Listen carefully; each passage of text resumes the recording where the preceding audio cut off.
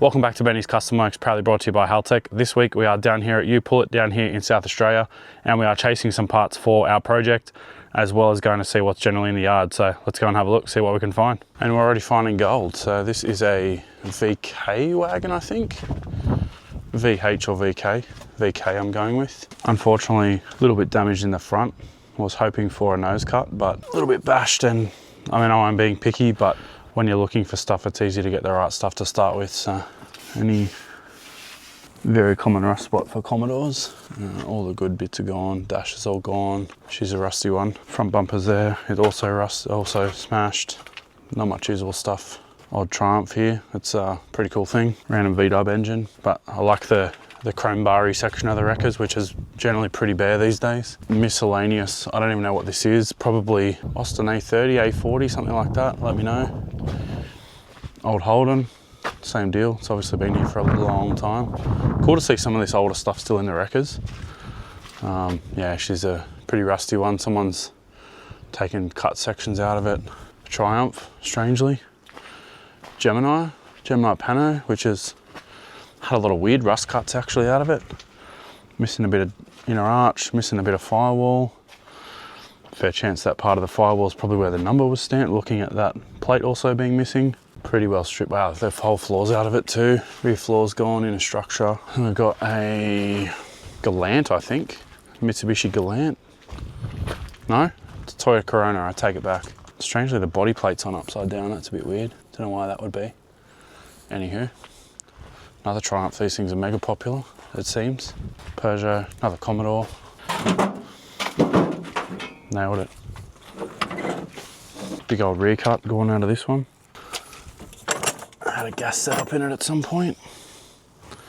But yeah, she's pretty chopped. Big cut all the way back to the window. Yeah, she's a pretty sad old thing. Another Galant, well, a Galant this time. It actually is a Galant. Strangely picked pretty bare. Would not have thought it'd be a popular car. Old gear knob. It's interesting.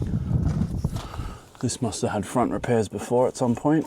I don't think that should be riveted in all through there, but interesting nonetheless. Now that's something I have not seen in a very long time, one of those old SAS seats. It's very vintage and correct for one of these cars when it was new, or newish. Dado Stanza. Still has the front strut. I wonder if it's got both of them. Yes, it does. I think those Stanza struts are useful for brake conversions or something. I'm sure that's a Datsun thing. This is very, very rusty as well. N13 Pulsar, another N13 Pulsar. Heaps of Falcons. I'm sure there'll be some good Falcon bits here as well. Not really currently chasing any Falcon stuff. N14 Pulsar TI with SR in it. I know, it's a triple S actually, a lie. Smells like old fuel. Manual, still has the box in it. Some SR goodies hiding around here. Cool plane flyby too. They're going pretty hard today. Oh, I've just seen this poking out. Old Cedric or 280C, something like that. Old thing, it's pretty cool. Lots of rusty cars here. There must be, well, we are close to the beach, so it's not doing it any favors, but still largely complete, but pretty sun bleached. I'd say it's sat here for a long time. More Pulsars. Bluebird, which is an SR. No, it's not. Not an SR car. Getting lots wrong today.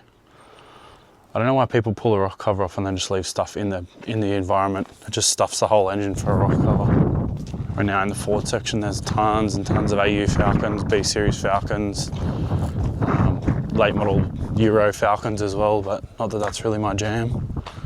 But yeah, there's a lot of bits here. B-Series wagons, there's an XF wagon.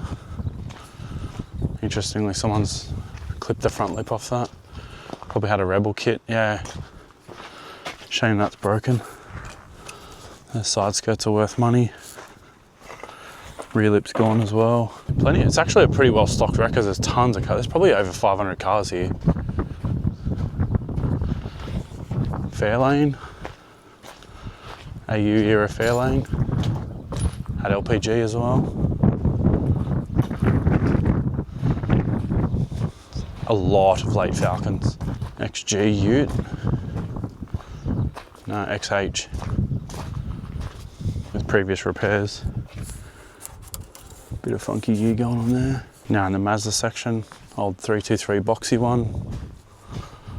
a Stina, 626, 121, a 6, 323. Still more Fords here. There's tons of Falcons here. So any Falcon stuff you need, fair chance you're going to come across it over here. Rando little Hyundai Getz just chilling. That's a Facebook special. Oh wow, there's even more on that down the back there. Getting my steps up today. XG, so much stuff. Old 626. Those were kind of cool back in the day. Another one. Going into the Korean section now. Bit of Hyundai action. Nothing really to see down there. I might bypass that row. Mitsubishi. Oh, it's a PT Cruiser. What a train wreck of a vehicle that was. Old Galant down there. Good old Jay probably put the quarter panels on this one. Wonder if there's a smiley face or holes blown in the spot welds. No, this one was pretty good.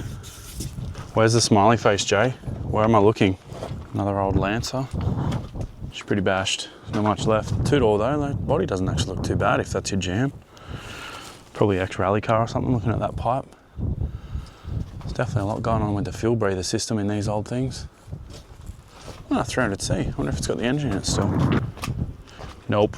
Oh look, 300C. No engine. Probably a good engine option for a Ram actually, being they're locally available. Oh, Head Gasket City. Wonder if there's any interesting imported Subarus here. There's heaps of weird Subaru legacies came into South Australia back in the day, so every now and then you can find JDM gems. Nothing up that way though, that's all Aussie delivered. All Aussie delivered, Aussie delivered, Aussie delivered. This whole row is all rows of sadness. Might cut through. Oh, the charades. Is there anything weird here in Subaru land? Doesn't look it. It's all local stuff. All local stuff. That's not a Subaru. Why is that here? Wow, it is a Subaru. I've lost my way.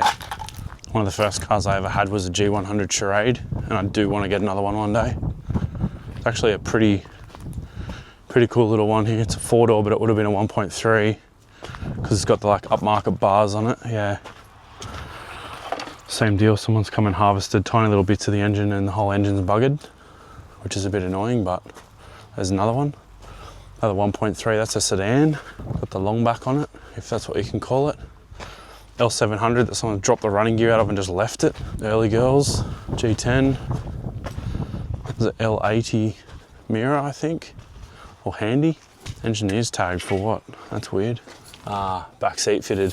So that's a seating capacity change. It's kind of cool. So it would have been a handy van with a seat added. There's lots of aftermarket seat conversions for these and Subaru Fioris back in the day. Yeah, that's cool. See, it's got a little certification on it. Still actually pretty usable if you're looking for an L80 handy seat. How's the graphics? That's sick. And here's the Honda section, because no one likes Hondas. Nah, jokes. Here's the Honda section. That's cool. That's old. I don't even know what that is, but I think they were built in collaboration with Rover back in the day. Maybe it's an Integra. The back might tell us. I know, it's an Accord coupe. Oh, these are what I used to steal the distributors out of. When I say steal, I mean buy. To do the distributor conversions in Minis. I think the bonnet's backwards on these, yep. Yeah, that's a slightly different distributor. So that one's got the ignition module built into it. But some of these old Hondas, you can pull the distributor out of them and modify it for a Mini. That was one of my first side hustles as a schoolboy, making those distributors.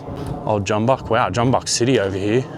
David be getting wet. So much older stuff. I'm actually surprised how much older stuff there is here. Proton wire, that's a weird thing. I wonder if that's the Jumbuck that old mate's cut the roof sections out of for the E30 Ute project that's getting built at the moment. Because I know he cut it out of a Jumbuck, and this has both of those sections missing.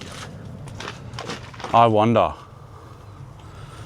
Tell me in the comments, people.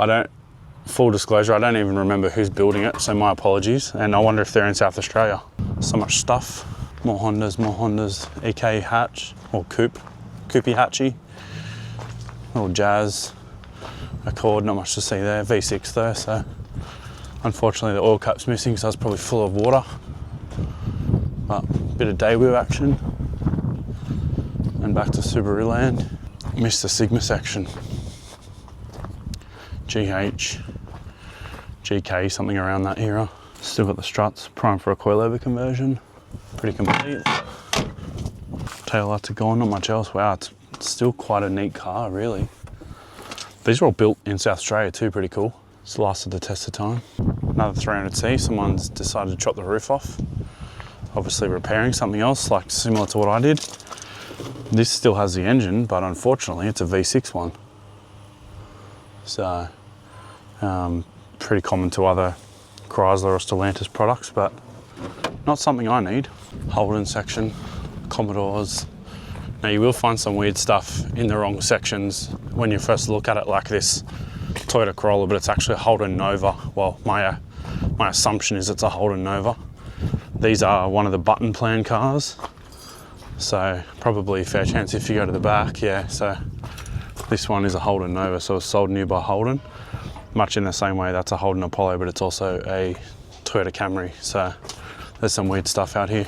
Late model Corolla with the headlights still in it. I know they're pretty desirable to some people.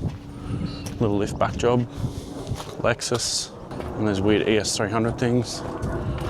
Yeah, Toyota Lexus. Another Corolla. Avalon. Heaps of Corollas and stuff. So it's all sorts of cool gear out here. Highly worth checking it out if you can. It's a Daewoo section, that's surprising. Wouldn't have thought there'd be that much desire for Daewoos. All Euro stuff. I don't think I even want to go over there. I got PTSD. Well, that pretty much wraps up another episode. Unfortunately, I really haven't found anything that I need today, but there is tons and tons and tons of parts out here. So if you are in Adelaide or South Australia, all of the U-Pullet yards seem to be pretty well stocked. These places come highly recommended by Jay as well. He's a local, he knows. He's been harvesting bits out of these places for his crazy builds for many, many years. One thing that I will mention about U-Pull yards is they're really handy, because if you've got a kind of a concept in your head and you want to try and modify or execute something using other parts from other cars, you can actually come and measure stuff. And more often than not too, unless you're building something weird, you can actually find your car here and then take measurements off that, so you don't have to pull it apart and then go and find the parts you're looking for. Really handy for brake conversions and that sort of stuff. So you might remember back in the day when we did the Sigma brake conversion, this is the way we did it. We came to a U-Pullet style yard and actually measured off other cars and worked it out. So very handy. Thanks for watching, guys. See you next time.